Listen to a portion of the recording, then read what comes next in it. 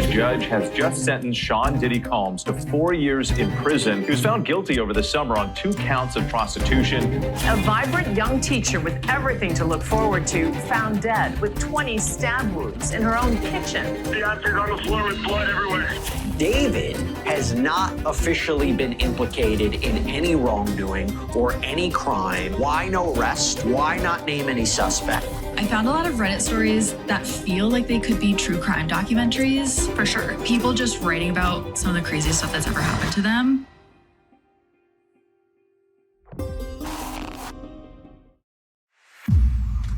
Hey, true crime besties. Welcome back to an all-new episode of Serialously.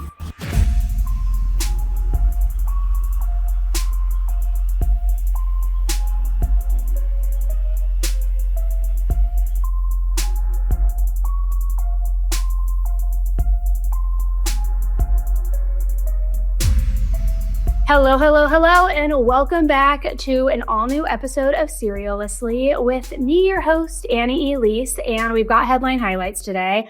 There are a lot of updates we need to go over, but before we get into all of that, obviously you can see not only is Amy with me if you're watching the video version of this, but you can also see we are not in the normal studio. It's because we just came off of a tour. We had Tampa on Tuesday night, Orlando on Wednesday night.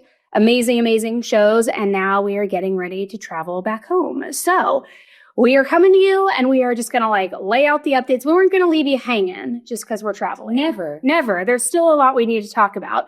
But that being said, this episode is going to go a little bit differently. We're going to go through some updates. I have a special little episode snack for you, if you will.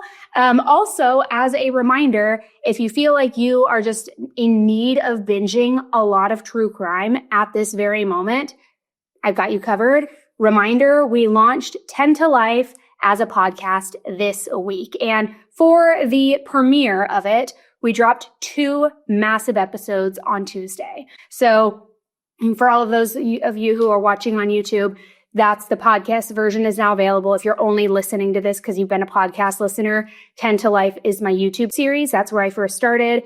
We have over 500 million views over there, 1.5 million subscribers. And so many of you, especially on the tour, have been telling me you wish that it was a daily show, that you would binge an episode every day. I'm like, whoa. We already have a lot of content going on. So we now are posting 10 to Life available as a podcast as well. And so as a little special treat this week, we dropped 2 brand new episodes on Tuesday. So you can listen wherever you get your podcast. Don't worry, all my YouTube OGs, nothing is changing at all. You can watch those videos on YouTube. It's just now, more accessibility. Anywhere you are at any point in time, whether you're driving, you're working out. Annie Elise. More Annie Elise. Just what everybody wants, right? God. Okay, so that being said, if you feel like you still need more to binge, that's in the feed. Just search 10 to Life on whatever podcast app you are listening on. And then my YouTube OGs, you already know where to find it. So let's talk about updates, because you guys have been slithering and sliding in my DMs, especially regarding Diddy. And so I don't even know if you know all of this. I don't. That's why I was asking. I know there's a lot we have to go over because I think you're going to be pissed off because we've personally talked about the sentence before about what the possibility is. Yeah, I saw that and I'm not happy with it. I know. So basically, let me kind of rewind a little bit. So Diddy was denied acquittal and also denied a new trial just days before his sentencing was set to take place, which happened, by the way, on October 3rd.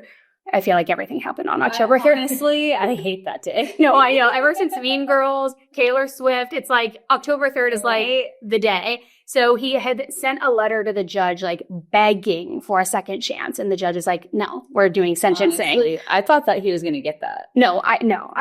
I'm kind of shocked he wasn't released on bail pending sentencing. Mm-hmm. That surprised me. But anyway, so the sentencing went forward and the prosecution was asking for 11 years, yet the defense was asking for 14 months. But each count that Diddy was facing held a maximum of a 10-year sentence, meaning that the judge could have sentenced him up to 20 years. So anyway, the judge sentenced him to 50 months, which basically equates to a little more than 4 years. It's like 4 years and 2 months. However, he also gets time served. How long his time served been? 14 months. So chances are he's probably going to be released in just over 2.5 years. But if there's any release to good behavior or, overpopulation or anything like that, I think we could see him out in under 2 years. And that has a lot of people pissed off based on everything, which I get. Look, let me just say this.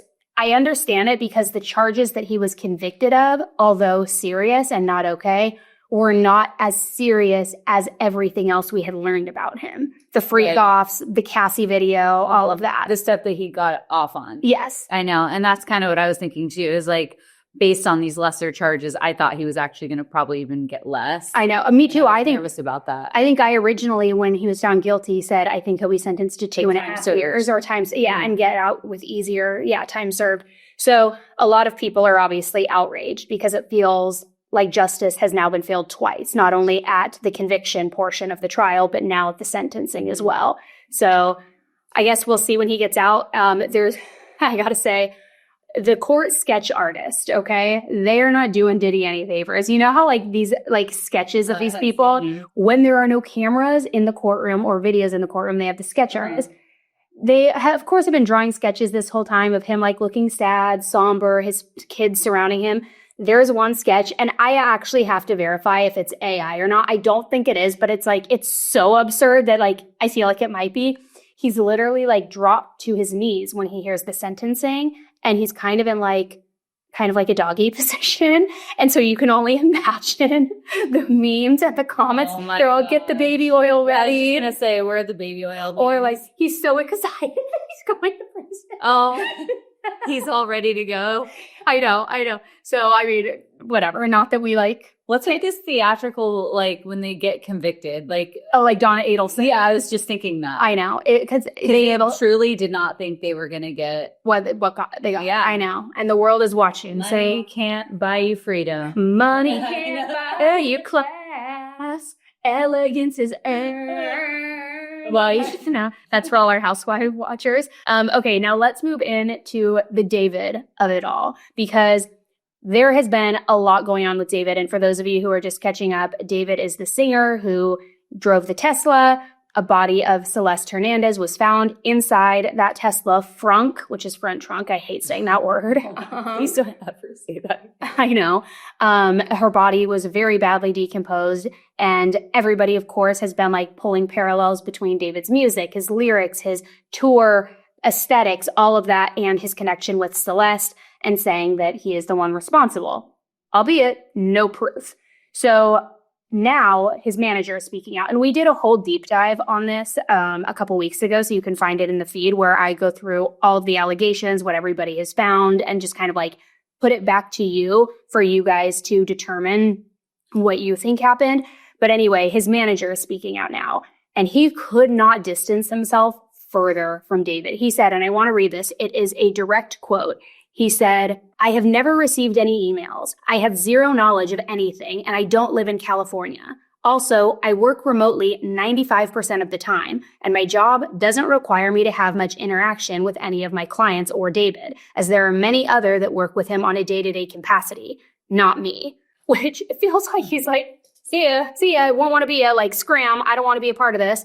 So still, there's nothing that has tied David directly to this. In fact, I know a lot of people still think there is involvement, or that maybe it was someone from his entourage who helped, and there was some sort of cover up. Maybe she OD'd, maybe things went too far, who knows, and that somebody else is the one responsible rather than him.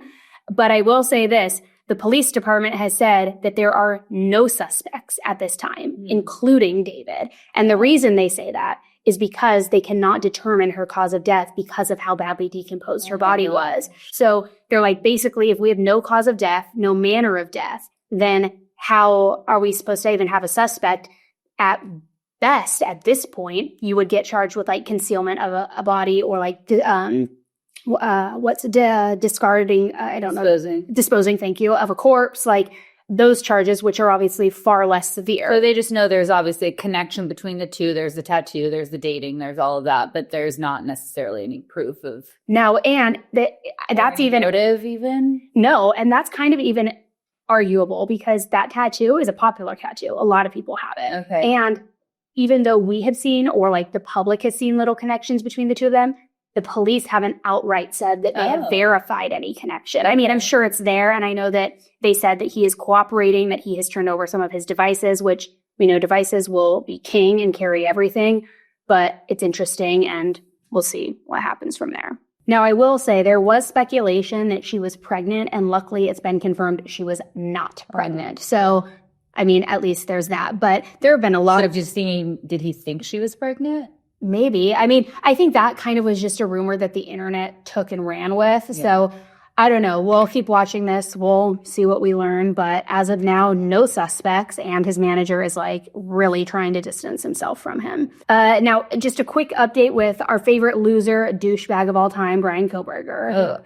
Like, get this guy out of here. Literally, get him off the face of the planet. And those selfies that emerged a few weeks ago and the video of him going into Costco, I don't know if you saw that. He is such a freak. Getting all this stuff out there. Well, it's all stuff that they had in evidence, and now that the gag order has been lifted, things are slowly dripping and coming through. I just want people to forget him. I know. Well, luckily, I will say this. The crime scene photos, some of them were released about a month ago, and I have like a huge problem with that because the family doesn't want those out there either. Obviously, you wouldn't want the worst day of your life out there for like public fodder. No way. But just this last week, the judge did permanently ban graphic photos of the crime scene from being released. So that does feel like a small win, which I would imagine that he still has those, though, if he has access to his file with his attorney, which is sick because then he can relive everything. And like, it's just so disgusting. And maybe that's incorrect. That's just like what my thought is, but I'm not a lawyer, so who knows? So basically what the judge had said is that the city had blurred certain parts of the photos because they knew that things were going to be released. But then they're saying like, no, the blurring, you can still see the edges, the outlines. That's insufficient. We need to actually bar these graphic photos from being released. So I feel like that is a win. He doesn't want it even out there of like how the victims were positioned, how, you know, the crime scene looked like, even if it's just a silhouette of it. And so I think that was really important. Yeah. I mean, I feel like the families deserve some sort of a win. Yeah, absolutely. At this point. Now, speaking of families who deserve a win, we need to talk about Ellen Greenberg, okay? Did you watch it? I'm actually almost finished, but I was watching it yesterday as I was putting away laundry, and I heard your voice in the background. Yes, I admit it. No, so the new docuseries Death in Apartment 603 released last week on Hulu. I also, for my YouTube viewers, I'm sorry, but I released an Ellen episode last week on the podcast feed here on Serialously. You can go back and listen to it. And here's what I have to say about that. Whether you've watched the series or not, I don't know why they left out so much of the political connection. And I'm not a conspiracy theorist, but we included it in our episode. But basically, first of all, for those of you who don't know what this case is, basically Ellen was in her 20s. She went home one day during a snow day. She was a teacher, and her fiance went down to the gym. When he came back up, the door was latched. He broke down the door. She was stabbed over 20 times in the back of her head, the back of her neck, and very weird things about the crime scene, very shady 911 call, and things that just did not make sense. They had ruled it a homicide, then it went to suicide. Now the medical examiner is saying their opinion is it is a homicide. And a lot of people, from what I've seen online since they've watched this docuseries, believe that Sam, the fiance, is involved, especially because Ellen had bruises all over her body in various stages of healing. She wasn't wearing her engagement ring. It was like she hadn't been wearing it. People were saying she was going to call it off. And we do explore a lot of that piece of it in the episode too. But what people are not talking about, and maybe they didn't include it in the series for legality issues, I don't know. But there are direct political connections with Sam contacted his cousin that day before he even called 911. And the cousin came to the apartment. The next day, his uncle and him grabbed her devices. Shapiro is a family friend. There's so much crossover, and I'm not going to get into it in this episode. Go listen to the deep dive because I outline it to where I don't love jumping on the conspiracy theory train. I certainly think that there was plenty of opportunity for cover up here and to like cover Sam's ass because his family knows people in high places. Well, it's on Hulu, so they have to really be careful. Exactly. So that's probably why. But yeah, I actually felt that the documentary leaned, I'm not quite done with it, but it almost leaned more towards like showing that was possible when I was like, absolutely not. And I still think absolutely not. Yeah. But I felt like they were kind of showing both sides equally for part of it. Yeah, I agree. There were parts where it definitely made sense. I think, too, one of the statements that I took away from it, which I've long known this, is that in stabbing, it's very, very rare, if ever, that you will see people stab the back of their body. Yeah, of course. It's usually like quick in the front or like, not to get TMI. So I don't know. Go listen to that deep dive. I'm curious to know what you guys all think. But those poor parents. And like, as the dad was saying in his interview on it, like, I just hope that we get answers before it's my time. And her mom was saying how she's just trying to stay healthy. I was just going to say that. I have chills right now. I know. And they actually participated in our episode. We interviewed them, so you can hear that as well. So again, that's on the Serialously podcast feed. Free to listen to, but on podcast, Spotify, or Apple. So with that, those are all the updates I wanted to share. And now is where I have the little present, the little episode snack, if you will. A couple weeks ago, you may be familiar with the podcast Hearts Start Pounding with Kaelyn Moore. She's incredible. She also does a podcast called Clues with Morgan from Two Hot Takes or Hot Take, something like that. Sorry, I'm butchering the name, but you get what I'm saying. So she came into my studio a couple weeks ago, and we went through true crime stories on Reddit that people have shared. And so we kind of share some back and forth with each other, and these are so beyond unhinged. We recorded it, so I'm going to play that for you now. But it's crazy when you hear somebody's firsthand account story tell what happened to them and their experience. So I'm going to play that for you guys now. I hope you enjoy that. And then I will jump back on with you and we will talk a little bit more. Annie, welcome to Heart Starts Pounding. Hi, thanks for having me. So happy to have you on. This episode that I have planned for you is going to be a little bit of a doozy. I'm excited. I wanted to pick stories, especially for you and the stuff that you cover. I found a lot of Reddit stories that feel like they could be true crime documentaries. For sure. People just writing about some of the craziest stuff that's ever happened to them, which is really your domain. I mean, I live for that. I just like, hopefully it's not like overly true crime, but like I love when people talk about what they experienced firsthand and you kind of get to like dive into their world from their perspective. I'm the same way. I feel like a lot of times, like at least on Heart Starts Pounding, what we cover, I read a lot of newspaper articles and books and stuff, but it's so great to actually like be in the skin of the person experiencing something. Have you watched any true crime documentaries recently that have really stuck out to you? So not true crime, but I guess true crime adjacent and kind of true crime, The Catfish documentary, unknown texter, caller, whatever it's called. I did a whole deep dive on my podcast about that this Monday.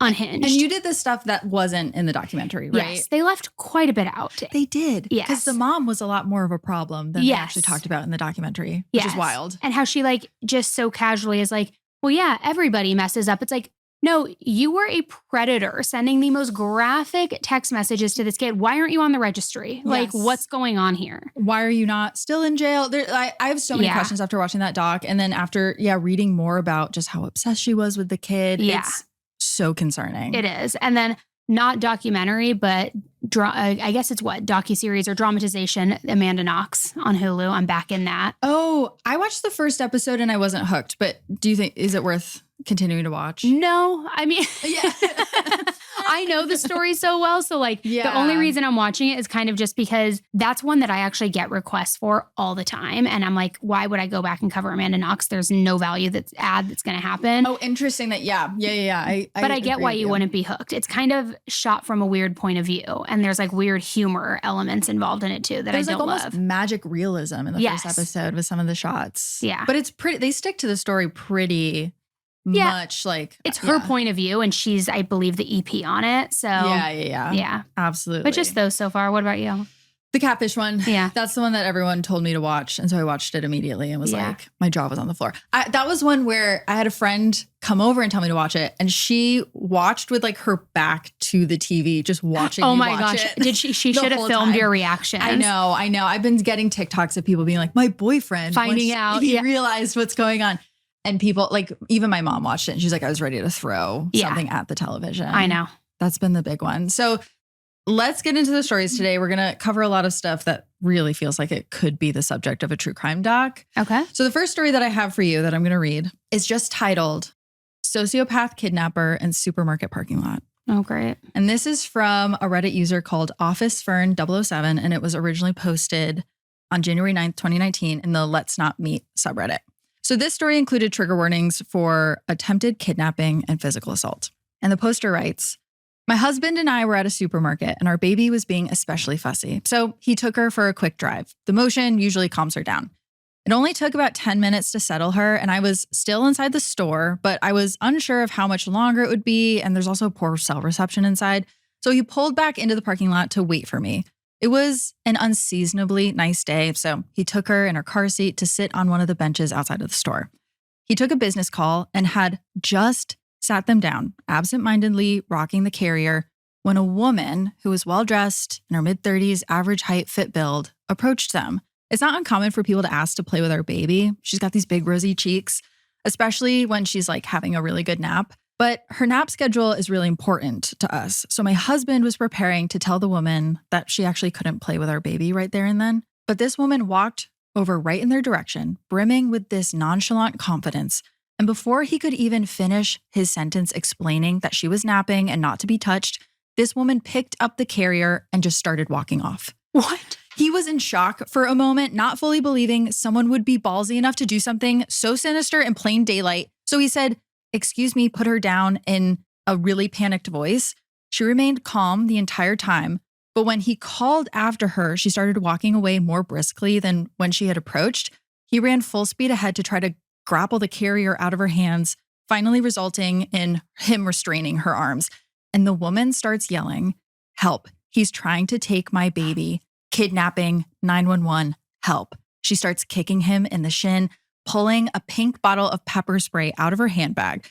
Of course, no one in the parking lot had seen their earlier interaction, so they assumed he was really a kidnapper. I mean, think about it. A lone man in a Deadpool t-shirt versus this tiny, well-dressed woman. Immediately, a man knocked my husband to the ground and started holding him down. He could hear bystanders encouraging the woman to file a police report, but she was doing a very convincing job of acting really shaken up and insisted that she just wanted to get home. To make matters worse for my husband, she was driving a minivan. He was in a raw state of panic, realizing the entire parking lot had banded together to inadvertently facilitate the kidnapping of our daughter. He was begging and pleading with them, but no one was listening. They just kept screaming at him that the jig was up and he needed to lie still and wait for the police and stop terrorizing this young mother. My husband finally had the novel idea to show them family pictures on his phone, but because he was too panicked to think clearly, this manifested as him shouting, "I have pictures of the baby on my phone." And that, of course, made the situation entirely worse. It was at this point that a man, I can barely blame him considering what he thought was going on, started kicking my husband as hard as he could in the ribs. Finally, I came out of the store and I thought he was being robbed by these people. I started yelling for security. I was so panicked, my chest was constricting and I could barely get any sound out. But then I had the horrible realization that he did not have our baby with him. When I saw that she was being held by a woman, I was relieved. I thought maybe this woman had intervened to move my daughter out of harm's way while my husband was being robbed and walking away to get help. I couldn't find a security guard outside the store, so I ran up to the people holding my husband down, waving my wallet, pleading, "Take everything you want, just leave us alone." And one of the men holding him down said something like, "Lady, we need to wait for police to deal with him." And I was confused. Why would the muggers have called the police? I just kept stammering. "What do you mean? What are you talking about?" And made out someone saying he tried to abduct that woman's kid. I didn't understand. I thought I had misheard him. My husband would never hurt a child. Also, we have 4 kids, so if he was going to commit a crime, he was not going to bring another kid home. That would have been at the bottom of his list. I kept trying to understand what the man was saying, and suddenly it all clicked. I looked around for the woman who had our baby carrier, and she was halfway across the parking lot. I went into total ballistic tiger cub mode. Literally leapt out of my heels, sprinted across the parking lot. I'm not a UFC fighter. I've never taken a self-defense class, so all I could think to do was grab the woman by her hair and squeeze her throat with my other hand. It didn't really do much. She was still getting away even as I grappled with her. Amazingly, none of the other bystanders had yet to connect that my husband was telling the truth and this woman was actually leaving with my baby. I yanked her hair as hard as I could, and it was enough to get her to drop the carrier. I was so scared and surprised that I actually threw myself on top of the carrier, covering the entire thing like a blanket. And I stayed that way without saying or doing anything else. The woman left. Not one person tried to stop her. even though she was clearly leaving without the child that she claimed was hers, which would be pretty damn incriminating if I had watched this scene unfold. Within the next couple of minutes, the police had arrived. After all of that, there were still several bystanders who explained that my husband was most likely trying to kidnap the baby. The police, to my horror, assumed that she must not have had bad intentions. The first questions they asked me after getting her description weren't investigative. They were questions thinly veiled, trying to convince me not to pursue charges, still placing the blame on my husband. A small sampling. Do your husband and the baby look dissimilar? Is there a chance that she thought he was abducting the baby and she was trying to intervene? Could your husband have been doing something inappropriate or violent to the baby that would have made her feel compelled to extricate the baby from the situation? Did she seem groggy or confused? Could she have mistaken either of them for her own family members? They spent more time verifying that the baby was actually mine than they concerned themselves with the fact that the baby was not actually hers. My husband had called his brother at that point, who works in an office with a lot of lawyers, and we connected with one ASAP who gave us the priceless advice to get every officer's name and badge number, to request copies of the store's security tapes right away, and to escalate our complaint higher up the chain if these officers were not taking us seriously. Finally, we had enough reason to believe that we were being taken seriously, and we went home, and both of us just shook and cried until we had to get our other kids from school. My husband is seething with rage and grappling with a feeling of helplessness from how little he was able to do, and he has 2 cracked ribs from the man who kicked him. To the officer's credit, they did ask if he would like to press charges, but considering that the man was genuinely trying to intervene and he was convinced at the time that he was on the right side by intervening on a kidnapper and stayed to talk to the police, he also apologized profusely when the truth became clear, he declined to press charges. Amazingly and frustratingly, there were still people who stuck around to talk to the police, who were giving my husband dirty looks, and one man who even implored that the police involve CPS to verify that it was our baby, really.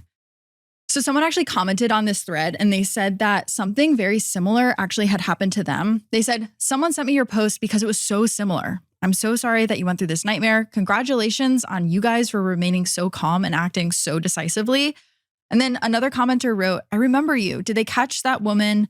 And did they press charges against the man who broke your husband's rib?" And the original poster said that they had a suspect they wanted to bring in for questioning, but so far have been unable to find her. They're fairly certain they know who it is and that this person is afflicted with a pretty severe mental illness. If or when she comes into contact with the police again, they're supposed to send her back here for questioning. I take comfort in at least knowing that it most likely wasn't a sex trafficking thing. We ultimately did not end up pressing charges against any of the men. We just wanted to put the whole thing behind us, but thank you for asking. And that's the whole story. And when was that again? That was 2019. That is, that first happened. of all, so scary. But also, as you were saying that, I was kind of thinking to myself, that's the perfect crime for a kidnapper. Yes. You got a minivan. You have this woman who looks like unassuming. She's saying that it's her child. Like anybody in public, like 9 times out of 10 would think that it is her child. You almost can't fault the people who were trying to stand up for her because they had no idea what was going on. They just see this woman who is saying that a man was trying to abduct their child. Yeah. Normally that's how it works anyways. Right. So of course they're going to believe her. But like, it makes sense that you say that mental health was at play because it seems as though she possibly, I mean, anybody could say it whether or not it's true or not. But when she was saying he's trying to take my baby, maybe she really did have that illness where she thought that this was her child or something like that. Oh yeah. Like she was having some sort of delusion that this was actually her baby and she was doing the right thing.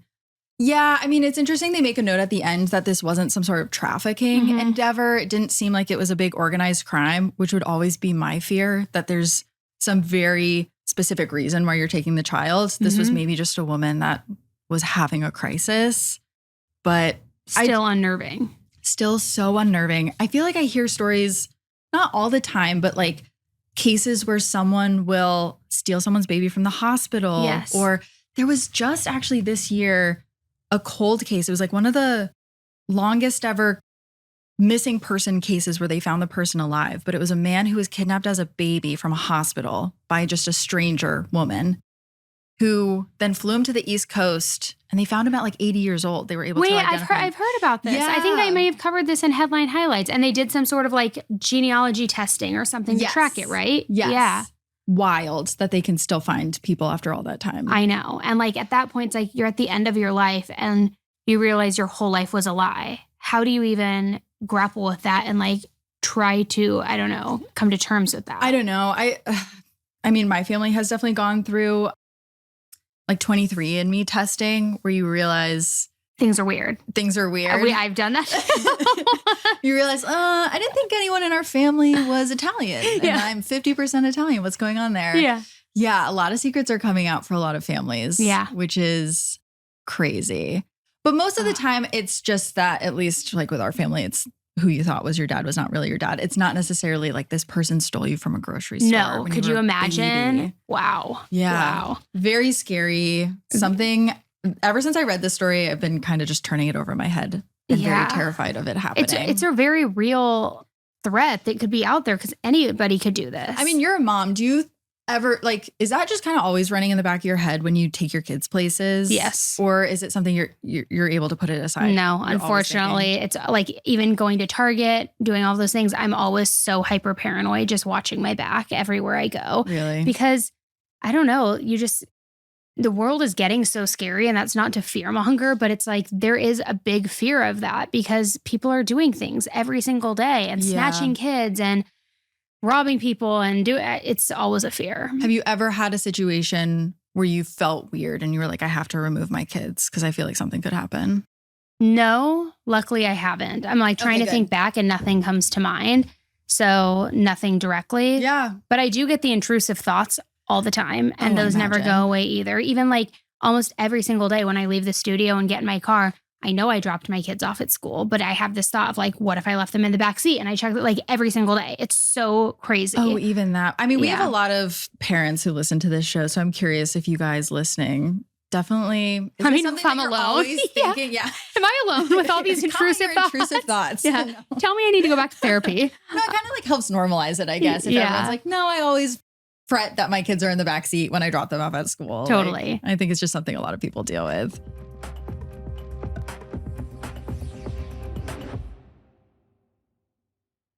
Did you know that your liver is the second largest organ in your body and it's responsible for over 500 functions that keep you feeling your best? For some reason, liver health, it doesn't always get like the credit or the street cred and like the attention that it deserves. But really, it is one of the like main organs responsible for everything. And that is where Dose comes in. Dose created a clinically supported powerful formula called Dose for Your Liver. And it's designed to help cleanse your liver of all the unwanted elements, support digestion, keep your body in balance, like all the good stuff. And their science-backed formula has shown incredible results. Participants in a double-blind clinical trial saw liver enzyme levels lowered by up to 50%. Plus, people report feeling more energized, less bloated, and just overall lighter over time. And get this, 1 dose liver shot is equivalent to 17 shots of turmeric juice. It's also gluten-free, dairy-free, sugar-free, and vegan, so it fits into any routine you've got. And you can save 30% off your first month by going to dosedaily.co/AE or entering AE at checkout.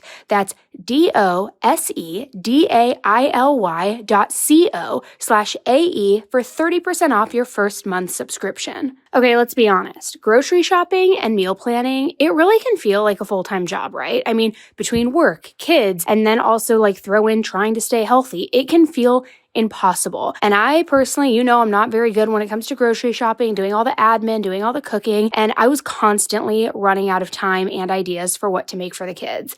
But that all changed when I found Hungry Root. It is seriously the easiest way to eat healthy because Hungry Root is like having your very own personal shopper and nutritionist in one. They take care of the grocery shopping, then they fill your cart with healthy groceries and recipes that are tailored to your taste and your goals. I mean, whether it's, eating more protein, going dairy-free, or just wanting quick, nutritious meals that actually taste good, they do all of that planning for you. And most of their recipes can be made in just 15 minutes or less. And I love that everything is high quality. There is no artificial sweeteners, no preservatives, just real food. I personally love their smoothie mixes and their ready-to-eat lunch options because it has been such a game changer for me on busy days where I'm just rushing out of the house or I'm catching a flight to go to the next tourist stop, and it just makes it so much easier. So you are going to love Hungry Hungry Root as much as I do. Take advantage of this exclusive offer, and for a limited time, you can get 40% off your first box, plus a free item in every box for life. Go to hungryroot.com/AE and use code AE. That's hungryroot.com/AE, code AE for 40% off your first box, plus a free item for life.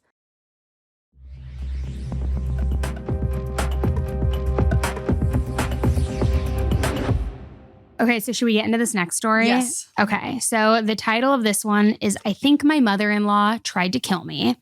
The poster is Sugar Mama, and there is a trigger warning of incesty behavior and attempted murder. Not looking good. Wow. Okay. So I have been married for a week now. My mother-in-law always hated me and blatantly told me that. My husband also has no spine. Today is the day that I annulled my marriage. There is no need for divorce under 6 months in the country that I live in. Now, my mother-in-law tried everything to get me away from her son, and she finally succeeded. The following is what she did that led me to my decision. I have a very crazy allergy against latex. I react really badly to it. We found out when I was a little toddler, and I was treated in the hospital and went into shock after a nurse just touched me. Since then, I have a little sticker on my driver's license and I wear an allergy necklace. I can even die from sniffing a glove. My mother-in-law knew this because my husband, well, ex-husband, had told her. Last week, after I got home from work, I was angry with my ex-husband. I can't remember why. Everything is really fuzzy now. I cannot remember too well. However, I went to bed early. I had just bought this bed a month ago because I refused to sleep in our old one. The reason being, my mother-in-law slept there the night after our wedding. I spent my wedding night on the couch, but that's a whole other story. When I got into bed, it felt really comfy, but I could feel something strange. It felt like a small layer of plastic under my mattress.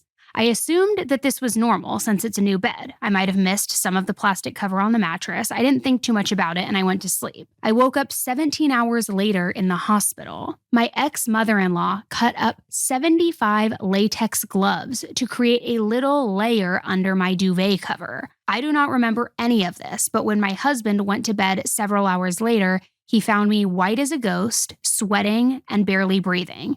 You know why I knew it was my mother-in-law? Because she called me later to brag about it. While in the hospital, she told my ex-husband that she was afraid that I would wet the bed since I acted so childish. I am a 27-year-old woman. My ex-husband, instead of going full no contact, said that he was sorry about my behavior. He was sorry. I was in the hospital for a week. My ex-husband only visited me once, and that was to make me apologize to his mother, which I did not. I asked for security and told everyone he was not allowed to be back in my room. I don't know what happened. I don't. He was never like this. We had been together for 5 years. It's like I married a man that I had never met before. I'm still shaking with anger and disappointment, and I'm pissed at myself. How could I have married a man like this? How could I still love him after everything that he has done to me? Thank you for reading. Now, a comment, first of all, that's a lot to take in. Like, that is a ride. Yeah, that is a crazy ass mother-in-law Holy story. smokes. So a commenter said, please tell me that she has been arrested. And the original poster says, I pressed charges, arrest is still pending. Then she posted another update saying, update to the day I nullified my marriage. Yep, already. And this one was posted February 21st, 2018. It says, so, I already got an update for you. No time to mourn for me, I guess. To clarify, yes, my dumb ex-husband did want me to apologize, but not because of the attempted murder. Took me a while to accept that this was actually what she wanted, but because I hung up the phone on her while I was at the hospital and she called me to brag about her, quote, forethinking. I honestly do not know if my ex-husband intended for his mother to do what she did. I just know that she got a key from my apartment and she did what she did while he was at work. I did not know that she was even there or that she received our spare key, but she must have done this in the early morning. I started work at 4 a.m. and I got home at approximately 4 p.m. and I went to bed at 8 p.m. So my wonderful, wonderful aunt is a lawyer, and she called me and told me that my mother-in-law, who I will now refer to as Latex Lucy, is in custody. Unfortunately, my ex-husband was already released from the police. Apparently, he told them that he was not aware that the gloves were made out of latex because you cannot buy latex gloves in an ordinary supermarket here. And I honestly do not know if he's being truthful or if he just does not want to go to prison. Then another update was posted a few months later in April 27th, 2018, saying, "Update to Latex Lucy. I am sorry. Hello guys, it's me again. Here is an update to the situation with Latex Lucy. Yesterday, she was sentenced to 13 months in prison. After that, she will have to spend a month in a psychiatric ward. She's not allowed in my immediate vicinity under any circumstances whatsoever. The trial was hard, really hard. I got married just 3 months ago, and everyone that danced at my wedding and congratulated me was there at the trial. I felt like they all hated me, but nothing hurt me more than the way that my ex looked at me. So disappointed. I am a mess, but this sub has a therapeutic effect on me. So thank you guys for everything you have done for me. I'll try to calm down. Maybe I can go into more detail. Thank you so much." Then we have one final update from the poster almost a year after her first post. This one is titled, "Latex Lucy was released from prison," and it was posted on January 9th, 2019. "Hello, everyone. I am much better now. I barely think about Latex Lucy and my ex-husband because I moved on with my life. I have a new boyfriend now. Our relationship is exactly a month old, and everything is fine. And today, I got a call from my lawyer aunt that Latex Lucy was released from prison today. She was supposed to serve 13 months, but she ended up serving almost 8, and she only spent 2 weeks in a psych ward. My aunt told me that she also said that she would like to apologize to me in person. I laughed. Guys, I couldn't stop. I literally laughed out loud, and I was like, I was not physically able to stop it. And after I calmed down, I said, no, very loudly. And my aunt told me that she thought that would be my reaction. She said she just wanted to ask me first. I live very, very far from where I used to live, and I haven't talked to my ex since the day I saw him at the trial. But I'm still scared. I'm scared that this woman will somehow find me. I'm just glad I'm not alone. Hope you guys are okay. Stay safe." Wow. It kind of reminds me of that mushroom poisoning case. Yes. She killed her husband's family, Yeah. correct? Yes. Yeah. And her husband was supposed to be there. Yeah. Yes. I mean, it's really wild. I've heard a lot of mother-in-law horror stories. And I mean, look at the Adelson case. I don't know if you've been following that with Donna Adelson in Florida. It's Tallahassee. I'm not as familiar with that one. Someone just sent me an article. It's like this whole murder for hire plot. And basically her daughter, Wendy, her ex-husband, Dan Markell, they had like this horrible custody dispute. And the mother-in-law is the matriarch of this family and enlisted the brother's ex-girlfriend, all of these people in this like conspiracy murder plot against Dan Markell. 5 people now have been convicted, and everybody thinks Wendy, the daughter, the ex-wife, is about to be charged next. She hasn't been charged. Oh my gosh. But it's like, I've heard of mother-in-law stories. Yeah. This kind of is next level, to be so calculated that you snip up 27 latex gloves and like put them under the duvet. True. Yeah. Like the amount of, and especially because there was that note that they said of you can't just buy them in grocery stores. I don't know if they're in the UK or where they were posting from, but yeah, you just can't get it in a grocery store. So like this person had to hunt down medical grade latex gloves. Yes. Snip them all up and put them. At first I was thinking, because I do hear a lot of horror stories, mother-in-law stories, and just like parent stories in general, grandparent stories of like not trusting allergies. Mm-hmm. Being like, no one really has a gluten allergy. Like, I'm just going to make a normal cake and I'll lie about it. And then you feed it to someone and that person actually does have a reaction. Mm-hmm. And so at first I was like, maybe it's that where she thinks that her daughter-in-law is being dramatic with this allergy and is, I don't know. But it feels like it was intentionally trying to kill her. Yeah. Well, and to get such a light sentence, if it was attempted murder, and then for her to say she wants to apologize in person, I'd be the same way. I'd be like, hell no, you're not coming near me. We're not talking anymore. No, yeah. The relationship is done. Yeah. Yeah. Oh my gosh. Yeah. Like there's like so many lesser things that could have happened for the relationship to be over at that point. Absolutely. Well, and also like not for nothing, but even if you were going to try to murder her with latex, like why do it this way? You're going to get caught when there's shreds of latex gloves everywhere. It's not going to look like it was an accident. Like no, of course. Maybe do a little bit of strategic thinking. The poisoning cases that it made me think of, there's also that Brazilian one that happened late last year. It was like Christmas last year where this woman tried to kill her husband's entire family. So I guess it's a little bit different because it's not the mother-in-law. But those people really think they're going to get away with it because they think that poison is undetectable and no one will know that they all died of arsenic poisoning. I don't know what this person was thinking, like what she was thinking the police would think when you see a little latex, like a handmade latex blanket underneath the duvet. I mean, yeah, obviously somebody put it there. It's not like even a nut allergy, to your point, if somebody like bakes nuts in something, they're not dumping a whole canister of nuts on someone's back. Right. Like, No, absolutely. Get a little more strategic. Absolutely. But then the enabling of the son too, it's just. Yeah. Mama's boy. Well, that's interesting you brought up in the Adelson case because I didn't know much about it, but the fact that she was able to convince so many people in the family to be part of this plot. Well, that's kind of where there's a lot of discussion now. I personally think Wendy is the catalyst in all of this, the ex-wife, and that she wanted to enlist all of this help. Other people are saying, and her argument is, no, my family took it upon themselves because my mom had such a hatred for him and all of this stuff, where it's like, get real. I don't know. More to come. How are you the only one that doesn't know what's going on? Exactly. And you're the closest to it. And you're the only reason that there's any sort of friction. I don't really believe that. No. Yeah. No. I saw there was something about like the grandmother maybe wanted to be closer to the grandchildren. Was that like an excuse they were saying? Yeah. And then she tried to say that she wasn't a part of it yet. When they arrested her, she was at the airport going to Vietnam with a one-way ticket, which is like a non-extradition country. And it's like, okay. I've never heard of anyone being caught at an airport trying to get to another country who is not guilty of something. Body cam footage, you have to watch it. It is insane. Is it her insane. Trying to like explain herself? Yeah, and then her like being like, ow, you're hurting me. Like all these, it's so bizarre. You're hurting me after everything you've done to this family. Exactly. Okay, so I have another one for you that I'm going to read. This one is intense. Okay. I will add. It's very intense. Okay, so the title of this one is just, I shot my stalker tonight. Ooh. Stalking cases always scare me like no other, but they're the one, I mean, a lot of cases are like this. I feel like stalking cases, it's so empowering to hear the story from the people who actually lived it. Because like so often they're not believed and stuff. So this woman took a lot of time to write out her story.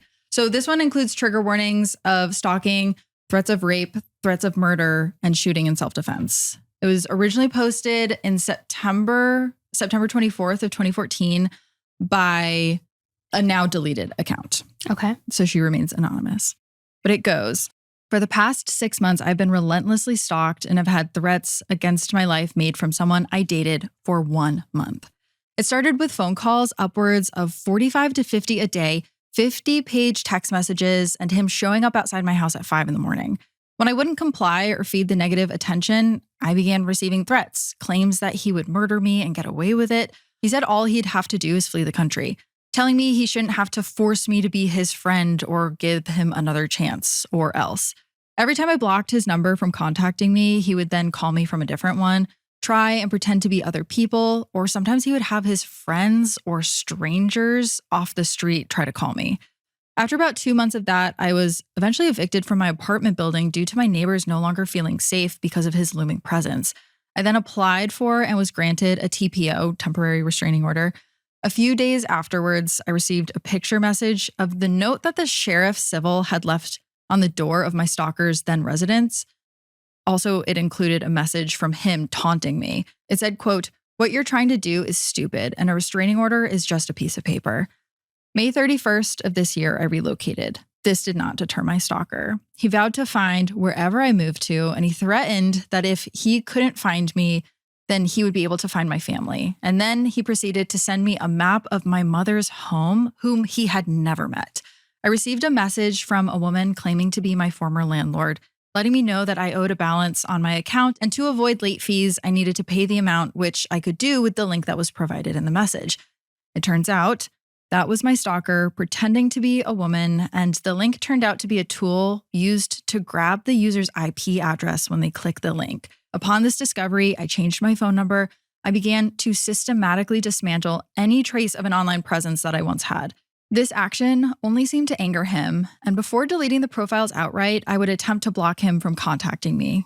Each and every time I blocked one, he simply created a new one and proceeded to contact me as if nothing happened.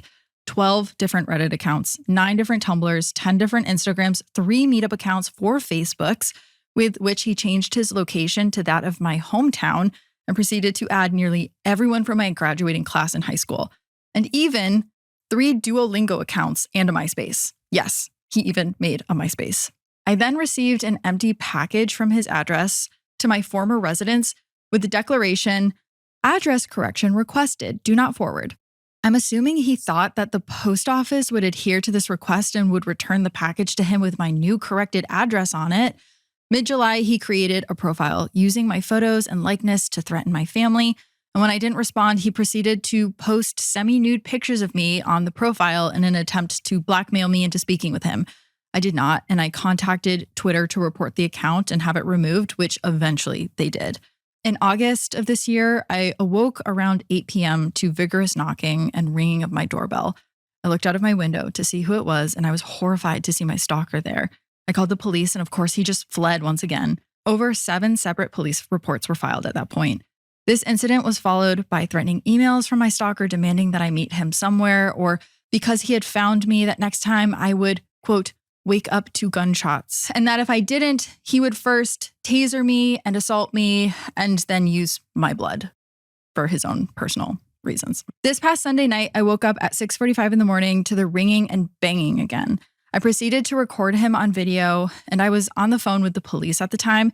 He fled on foot once again, and I was hit with the same hoopla from law enforcement. Quote, "We can't really do much because technically at this point, he's not doing anything wrong. Then why does he flee, I wonder?" I obtained a protection order once again, but I have no solid address for this person, which is why I'm posting here. I am in dire need of a private investigator to assist with finding his residence so that this person can be served. I hope you might be able to refer me to someone who might be able to assist me. I've developed insomnia, depression, anxiety, paranoia. I'm completely isolated. I'm 22 years old and I have no social life anymore. I have 0 friends. I've become a shell of my former self. I've faced eviction and I've lost a job because of this man's behavior. And I don't know how much longer I can survive. There's actually so much more that he's done to terrorize me, but for the sake of this already lengthy post, I tried to condense it. I have proof in the form of recordings, even diaries and copies of all of his threats, interactions, and attempts to communicate, and would be more than willing to email them to show that I'm not lying. So that was the original post. The original post, this person was just asking for a private investigator so she could serve this guy papers. That is so scary. And then there was an update that was just 2 weeks from this original post. It included a photo that's now been deleted, but I have an image description. So the image description of the photo was that it was a photo of a slightly open door. There was a chair in front pushed to the side, black paint covering the side of the door that has been busted in. Arrows that are most likely from a crime scene unit are stuck to the door, pointing to individual spots. And her update goes, "I'm writing this staring at the mess the police left for me. I'm in a bit of a fog. After 6 months of stalking and threats against my life, the stalker finally snapped and decided to kick my door in and make good on his promise. Out of fear this past month, I had begun sleeping with a chair propped against my front door just to give myself a few precious extra seconds in case of an emergency. I shudder to think about how differently things might have turned out had I not barricaded the door. I woke around 1:15 in the morning to the sound of the door giving way after one kick, followed by the sounds of my stalker struggling to dislodge the chair while forcing his way inside. I jumped up and grabbed the gun I've been learning to do everything with, even shower with. I stood at the top of my stairs and I fired twice. I hit him in the chest. I've never been so afraid in my life. I don't know if he's alive, but I do know that the police have him, and that is what helps me the most. For months of him evading the police, I began to question whether he was unstoppable, untraceable, like Houdini. He could just murder me and get away with it. As of now, I'm in a haze of guilt, surprise, and relief and disbelief. I shook as the canines dragged him out from his hiding place under a bush. I survived where so many people did not. And what's kind of crazy about this story is, I'm going to show you this. She actually included an article.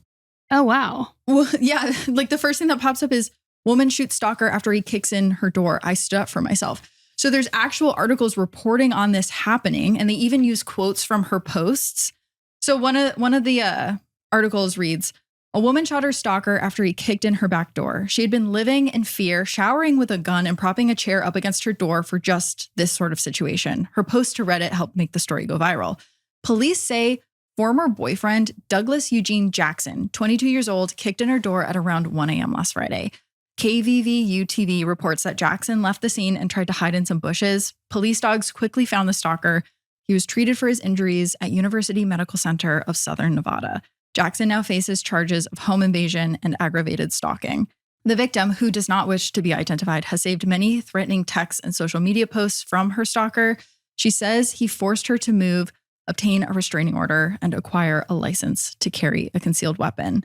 And what's even more wild, I just have like one little more section about this, is there's actually an update on this case in 2020. So that's 6 years after the article was published. Okay.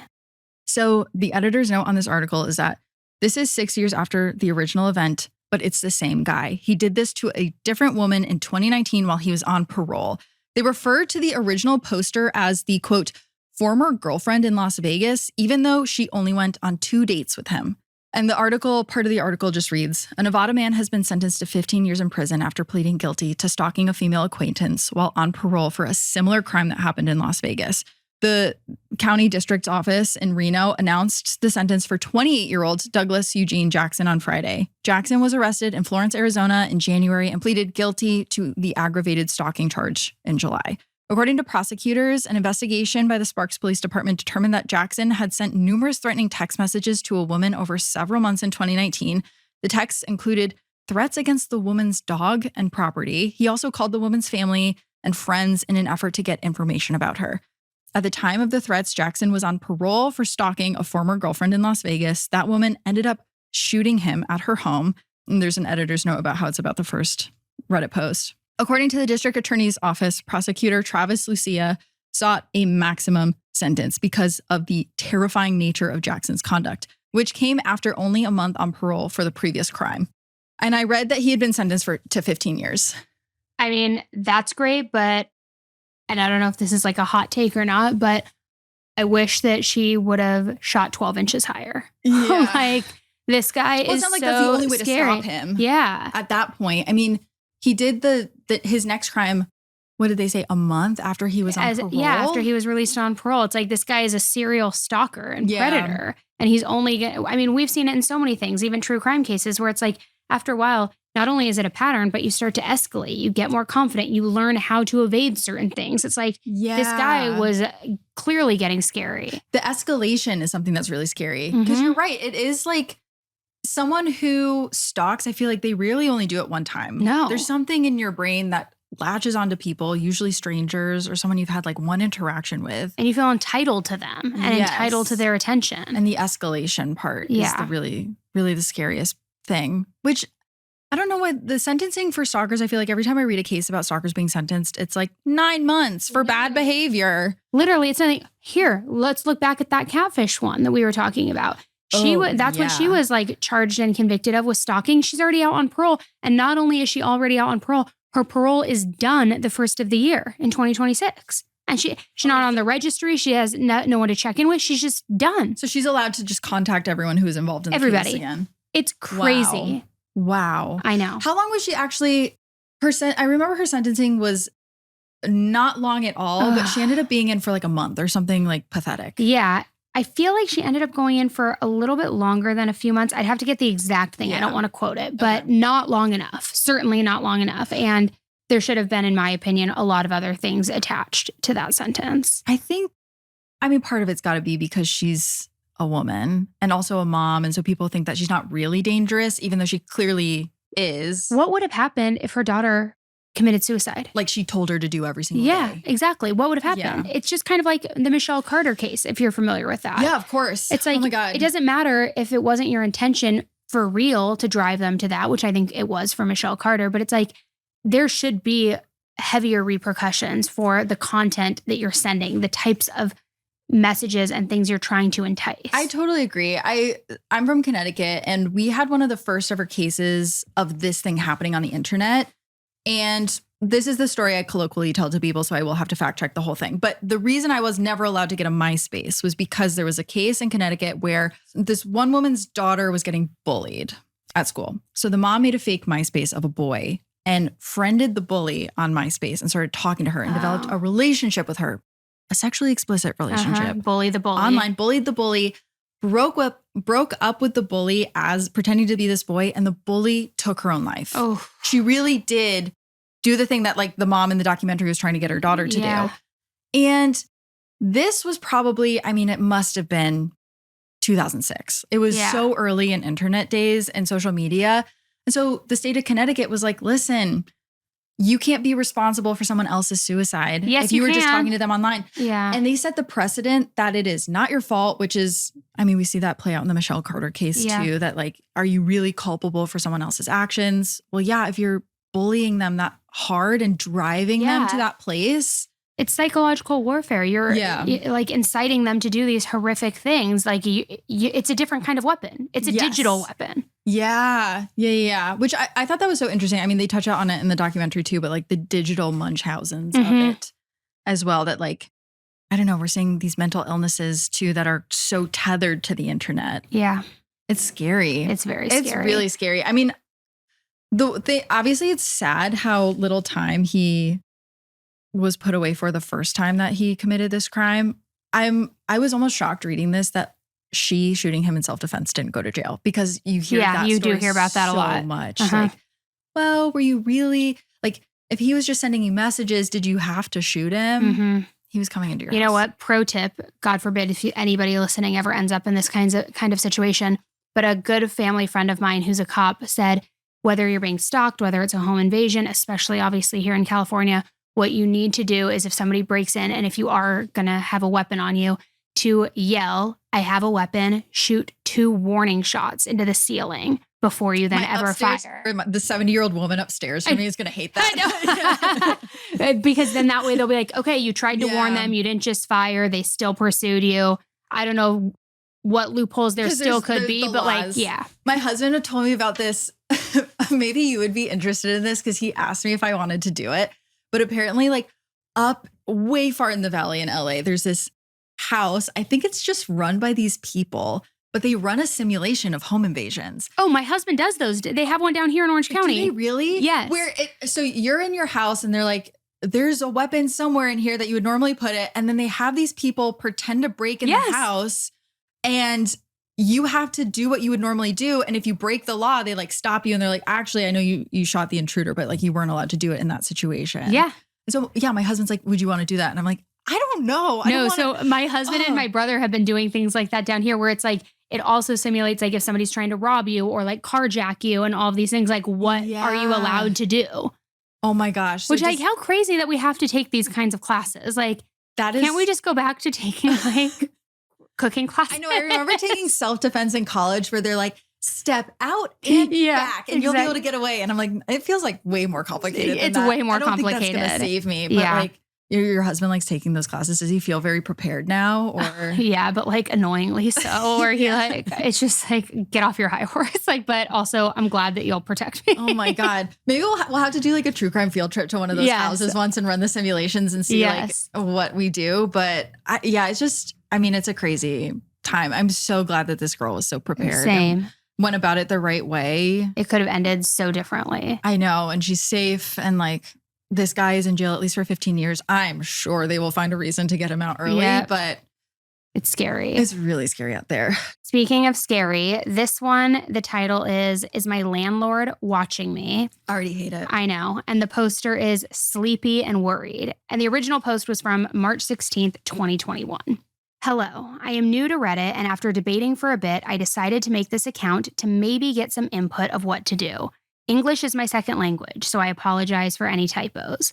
I am a 26-year-old female living alone for the first time. My landlord has always felt a bit off to me. He is a man in his late 40s and has never held back from commenting about the way that I look, etc. When I moved in, he was very clear about me not touching the 2 fire alarms in my bedroom and in my hallway. He justified it by saying that they were directly connected with the fire department, and if I would try to do anything to them, I would cause an alarm. The alarm in my bedroom has always made me feel weird. It makes a lot of noises, especially at night, almost sounding like a remote-controlled car, and sometimes making a very muffled beeping sound. I brought it up to him once, and he said it was nothing, and if it caused more problems, I should call him. But other things kept happening, and more it felt like something was off, though at the same time, people kept telling me I was overthinking things and scared since it was my first time living alone. The first thing that felt off to me was as I was renovating to move in. I grabbed a wrong shade of the color I wanted for my bedroom, and it ended up looking a bit too bright on the wall I tested it on. A few days later, he snapped at me about how horrible the pink was I was using in my bedroom, and he asked if I was crazy. I had not let him inside my place, so I was very confused, but kind of brushed it off, like maybe I had walked around in paint-covered clothing. But things got weirder after that. During January last year, I spent a day at my parents' house, and when I came back, something felt off.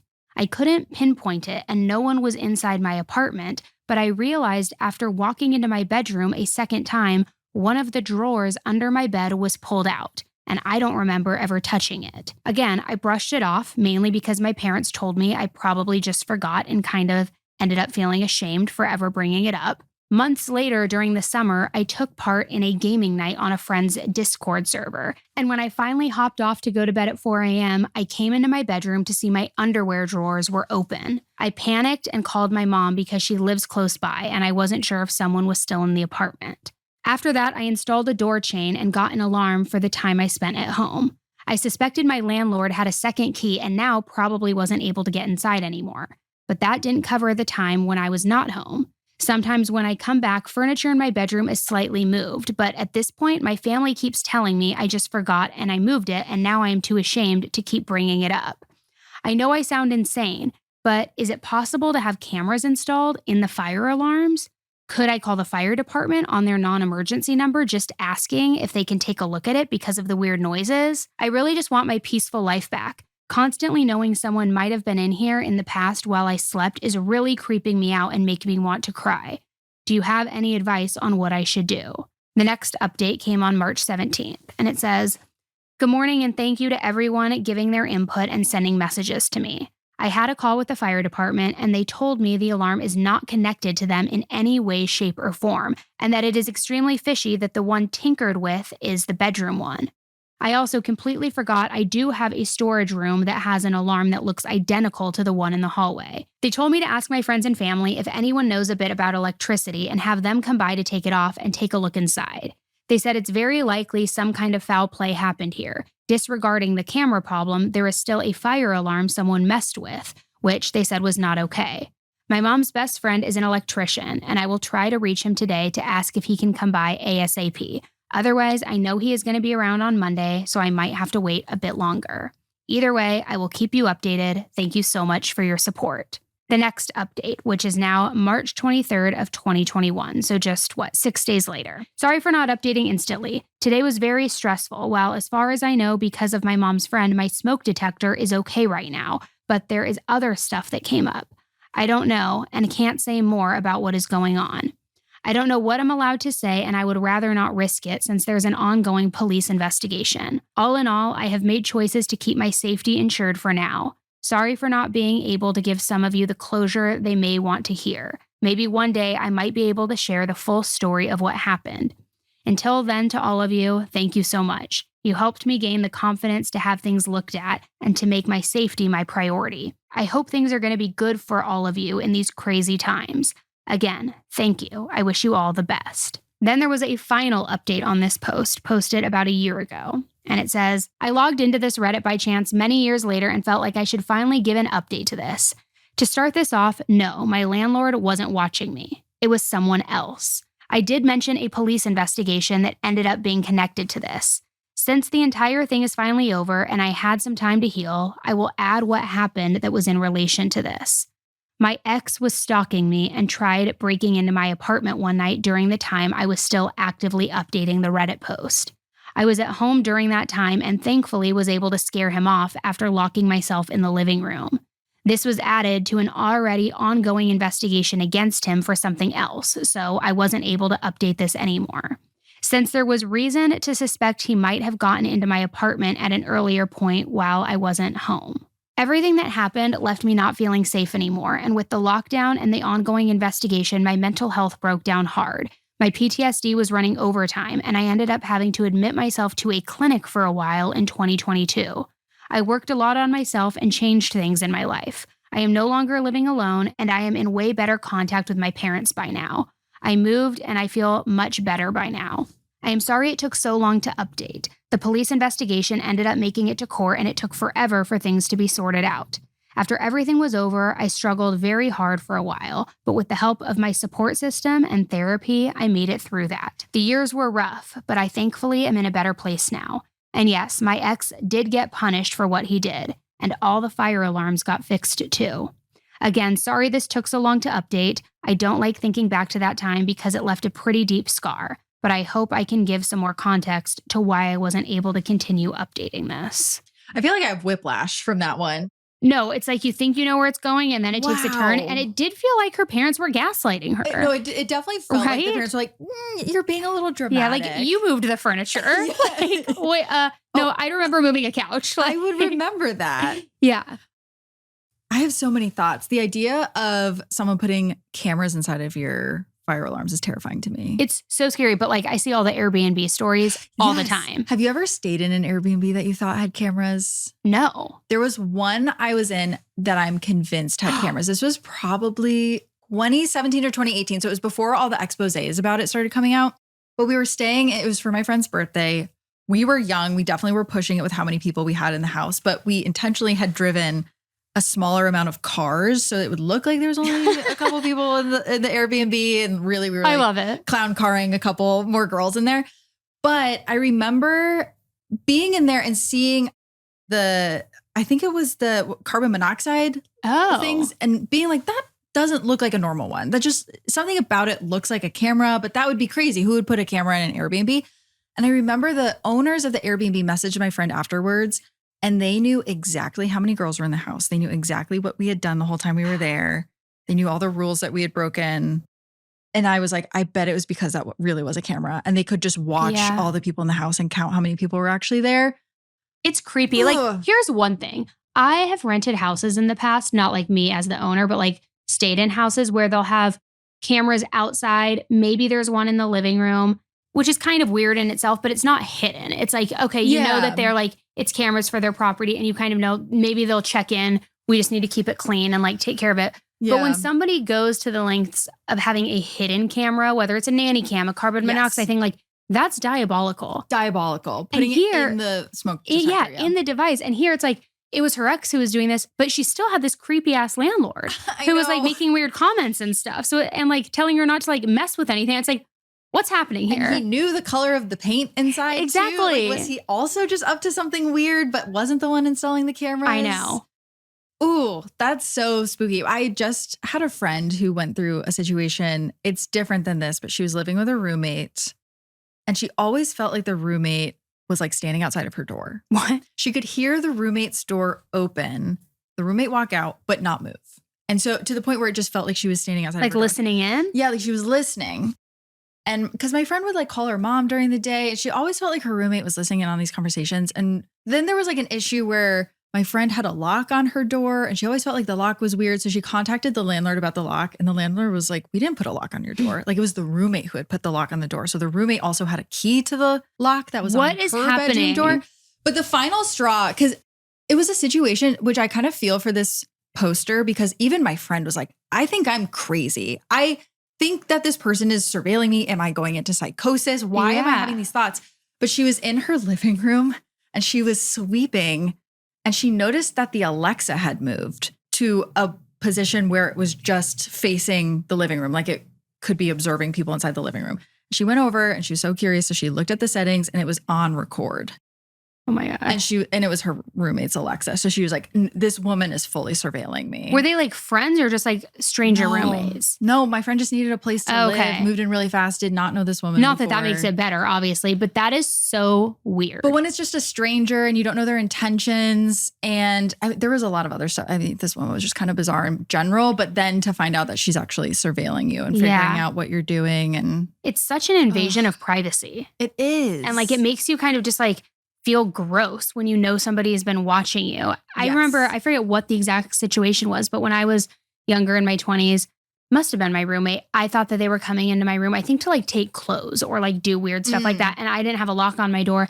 And I put a water bottle, like when I would close my door to leave, I'd put an open water bottle on like behind it. So I would know when I would get home, I'd have to be like super careful to grab it so that if somebody opened it, it would knock over. There'd be a huge wet spot on the carpet. And like, I would know, why are you going in my room, you know? Yeah. But this is like next level. Were they going into your room? Yes. I know. Was it people you knew? Was it friends? Yeah, it was friends. So it's like, it's still annoying, but like. But that's, it's safe annoying. I guess it's safe annoying, but it's still like an invasion of privacy. Yeah. If it's your friend, they can just ask. Yeah. That's the thing. In all fairness, when I was younger, like when I was in high school and middle school, I went in my sister's room and I would steal her clothes all the time. So maybe this is just karma. No, it is karma for the amount of times that I've just gone in my siblings' room and been like, what are you doing? Yeah, exactly. But these are wild. Thanks for sharing these with me. These are wild. Yeah. Yeah. I wanted to pick ones that felt like they could be true crime documentaries, but also told from the perspective of the people. I've always find it interesting, like what were the people feeling at what points? Because in a lot of these stories too, they start convincing themselves they're crazy. Yeah. You start second guessing that like the thing is weird or that you should speak up. And she's even like, should I call the fire department? Right. And it's like, yes, you should. Absolutely, you should. But you're trying to talk yourself out of it. And I can identify with that because I think I sometimes will talk myself out of things or think that it's just my anxiety kind of driving these bad feelings. And you start second guessing your gut and you just really can't. I know. I tell everyone almost every single episode ever is you always have to trust your gut. That is literally your first line of defense is your intuition and your gut. Yes. Trust it because it's there for a reason. Yeah. It's there to protect you. Don't second guess it. I totally think that you can get a read on people very fast within the first couple seconds of meeting them. You just pick up on energy. And so if you're really getting a bad vibe from someone, you are probably right. I agree. Don't let your parents, like in this story, gaslight convince you that you are wrong. Yeah, that you're redoing your whole apartment and in your sleep. Yeah, exactly. You're just moving all the furniture. My parents would do that too. They're oh my gosh. I love them to death, but I could totally see them being like, are you sure you didn't move your couch? And just don't remember? Yeah, I'm sure. Yeah, Mom, I'm sure. But thank you so much. It's so great to get your perspective on these stories too. Thank as you. Someone who covers this all the time. And we will catch you guys next time. Thanks for having me. Bye. Bye. All right, guys. So curious to know what you thought about all those stories. I know that they were wild. They were a little bit crazy and certainly unhinged. I mean, the mother-in-law story still freaks me out to my core. I mean, who does that? But yeah, so that's what we've got this week. I am going to be back with you first thing Monday with an all new deep dive into a case. As a reminder, if you feel like you need a lot more to binge this week or next week or any week going forward, 10 to Life is officially available on a podcast. So for all of you who have been asking for a daily show, it's kind of here. We got Monday covered, Tuesday covered, Thursday covered, Fridays covered with bonuses. You can then get Patreon if you want to fill your Wednesdays. I'm a podcaster of the people, guys. You ask and I deliver. It is a daily show, just across 2 feeds. All right, guys. Thank you so much for joining us. And thanks to everybody who came out on tour this week. It was so fun. So fun. 3 stops left. Tampa, Portland, San Francisco. So grab your tickets, AnnieElise.com. I don't think we're going to tour next year. Sorry, spoiler alert, but we will go to CrimeCon, but not tour probably. So if you want to come to one of these shows, now is the time. All right, guys, until the next one, be nice. Don't kill people. Just get a divorce. Just get a divorce. Don't buy a lot of baby oil. And don't put anything nefarious in your frunk.